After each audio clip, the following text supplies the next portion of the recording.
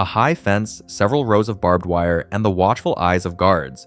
Beyond these boundaries are those who, until recently, held weapons against Ukraine. Here, in a special prisoner of war camp, are gathered Russian soldiers and their allies from various countries who fought as part of Russia invading forces. Kiev Post received exclusive access to this facility to see firsthand the conditions of detention and hear the stories of those who found themselves on the other side of the war.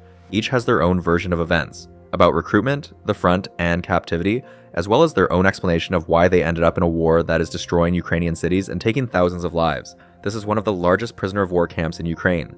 For security reasons, we are not disclosing its location. The first room we are taken into is a waiting area. For those who arrive here, it's already the beginning of a new reality. Along one wall are rows of sealed bags marked with their owners' names. Inside are personal belongings taken upon arrival. Next is a small barbershop, a shower room identical to those in a regular correctional facility, and an obligatory stop, the doctor's office.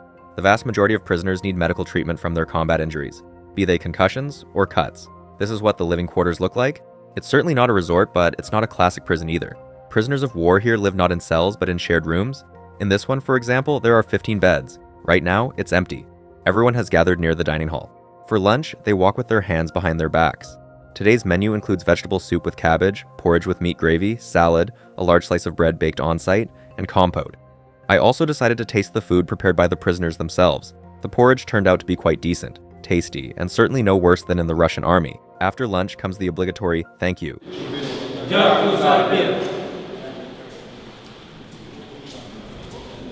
As camp staff explain, they eat our food and our bread. They don't linger at the tables. The next group of Russians is already waiting. Then it's time for work. Here, prisoners can repair pallets, glue paper envelopes, or assemble simple furniture. The workday usually lasts 8 hours, and all tasks comply with international law. For their work, prisoners are entitled to receive at least a quarter of a Swiss franc per day.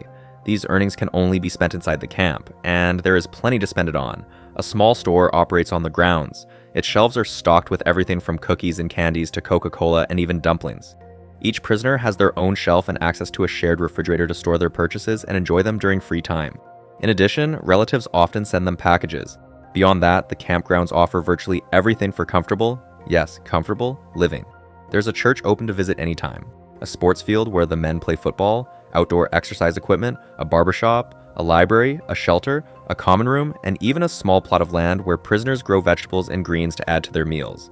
But the most impressive feature is a large separate hospital on site. It feels like stepping into a small city with its own private clinic. It has a state-of-the-art X-ray machine, which, according to the doctor, is used quite often. For instance, not long ago, a prisoner who had lived in the camp for months suddenly lost consciousness. The X-ray revealed a bullet lodged in his head. The hospital also has a modern dental office, patient wards, an operating room, and everything needed for treatment, from routine care to emergency surgery. The prisoners, unsurprisingly, appreciate their stay here. Many admit that, despite their status, they understand that Ukraine belongs to the European family, to democratic countries where human life is valued. As some Russians themselves acknowledge, they have never seen such medical facilities even in their entire hometowns, let alone in a prison.